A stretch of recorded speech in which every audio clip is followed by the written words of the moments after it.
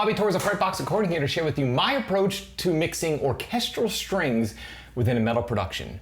Okay, just a quick shout out to Riverwood. Thank you for requesting this video.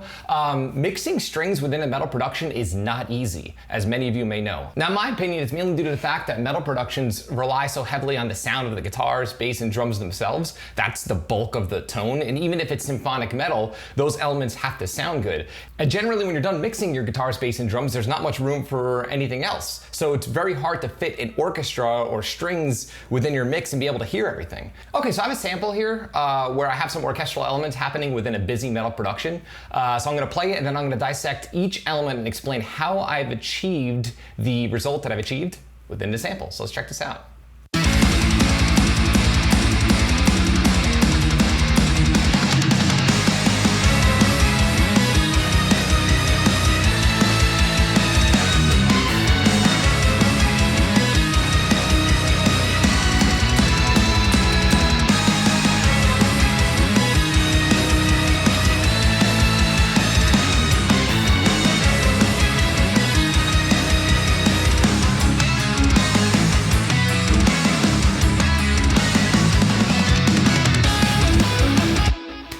Okay, so there you have it. Now, these are actually live strings. They're not programmed. And they were impeccably recorded, engineered, arranged, and written by my good friend Ben Karras of the bands Windfarer and Thank You Scientist.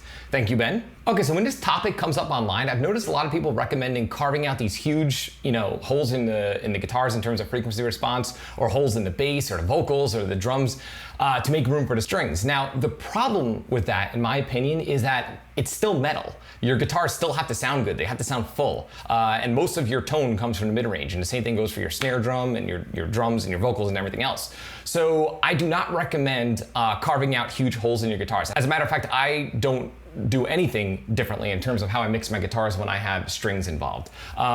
I'm old school in my approach. I just do a lot of automation, and I do not overcompress my strings. When I process strings too heavily, it kind of ruins the natural character of the strings themselves. Remember, they're acoustic instruments, and I want to keep that tone intact.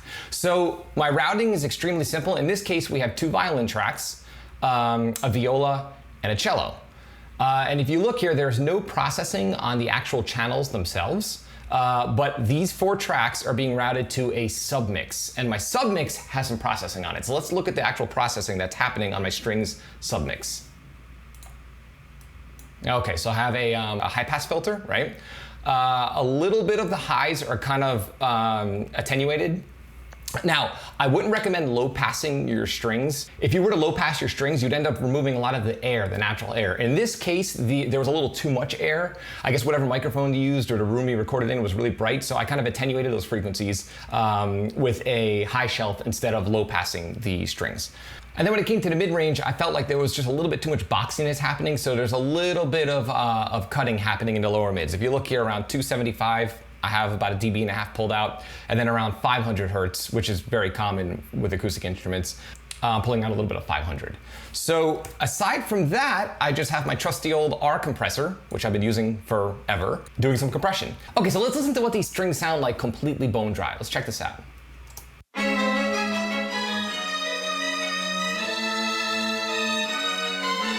Okay, they sound pretty good, but I feel like, again, they need a little work. So a lot of that low end we're not going to need. We don't want the low end of these strings competing with our kick drum or our bass guitar or even the low end of the guitars. Our EQ will take care of that. It'll take care of the buildup of the lower mids and also the top end that's a little too shrill, in my opinion.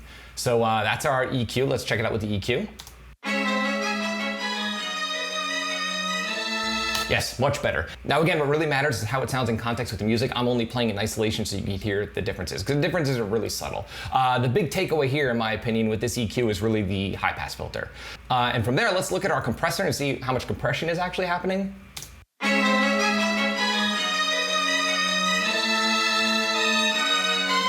Okay, so very subtle compression, and the reason why is I do not want the strings choked out. I want the strings to sound nice and lush and retain the character that was inherent when they were recorded in the first place. Okay, so now the big tamale here, in my opinion, isn't really so much the processing. It's the It's the automation that I have happening. And if you look, there's tons of automation happening. Now, the way I have my automation set up is I have a VCA that's controlling these 4 tracks. So if I play the track back, take a look at the faders on my strings. Check this out.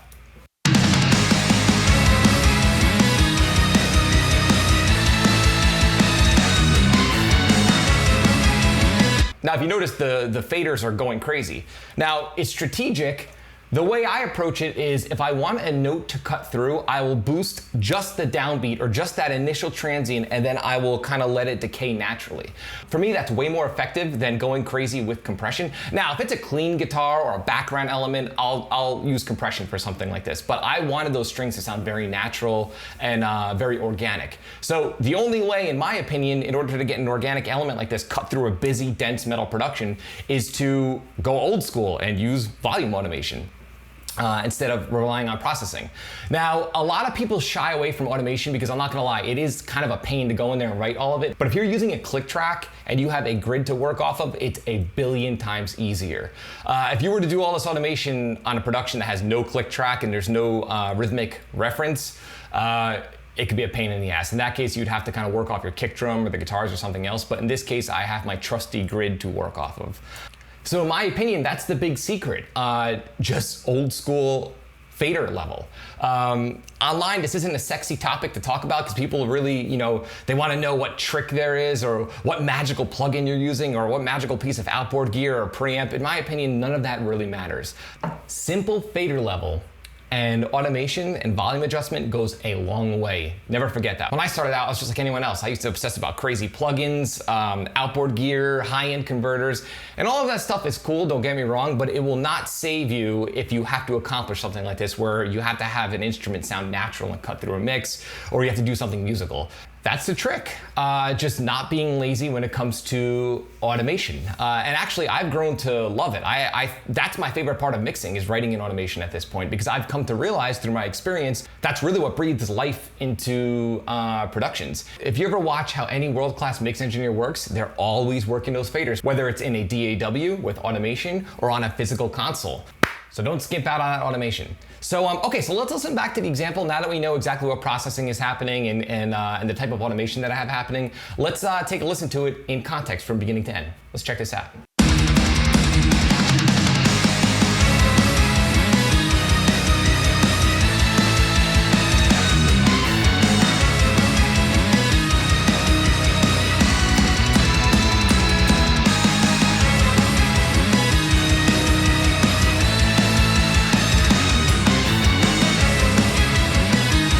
So there you have it.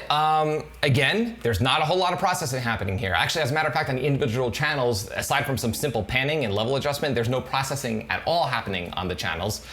Just a little bit of EQ on the submix, small amount of compression, and a bunch of automation, because in my opinion, that's where the money's at, is in the automation. Again, I'm just gonna drive this point home. People don't like to talk about this because automation isn't something you could buy or something you could sell. It's treating your DAW like an instrument itself, or treating your mixing desk. It doesn't really matter where you're mixing. It's going in there and bringing forth the elements that you want the listener to take notice of. Like if there's a downbeat and you want that string to really pop through, you write in some automation really quickly so that way the listener knows the strings are there. If I were to just crank these strings super loud in the mix, it would sound terrible. And if I were to not do anything and bury them and overcompress them, it would sound terrible as well. Now, not in all cases. If you're going for like a super duper electronic kind of vibe and you want the strings to sound processed, that's one thing. In this case, I really wanted those strings to sound nice and lush and organic. So I went the old school route, which I do often. So if you found this video helpful, like, comment, subscribe, and share. And be sure to click the bell icon in order to be notified every time I upload one of my weekly videos on all things metal and rock production. Be sure to both like and follow me on Facebook and Instagram. Links are in the description. And you can download my free quick EQ guide. There is a link in the description. It contains all of my EQ settings that I always return to when starting a mix. So be sure to download it. Until next time, happy mixing.